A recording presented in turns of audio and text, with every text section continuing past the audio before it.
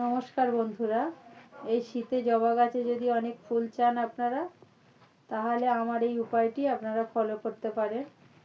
তো আমি নভেম্বরের প্রথমে গাছটাতে রিপোর্টিং করেছিলাম। তো এখন গাছের গোড়াটা ভালো করে মাটিগুলো খুশে আলগা করে নিলাম। মাটিগুলো খুশে আলগা করে নিয়ে আমি 2 টাকা দামের এক পাতা কপি নিয়ে এসে, দোকান থেকে যে কপি খাই আমরা, ওই কপি নিয়ে এসে প্যাকেটটা কেটে গাছের গোড়ার চারিদিকে অল্প অল্প অল্প অল্প করে চারিদিকটায় ছড়িয়ে দিলাম।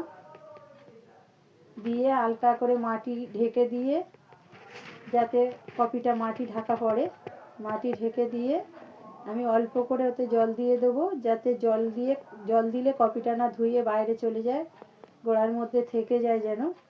অল্প করে ওই জন্য জল দিয়ে দেবো। দিলে ফুল কুঁড়ি ভর্তি হয়ে যাবে গাছটাতে।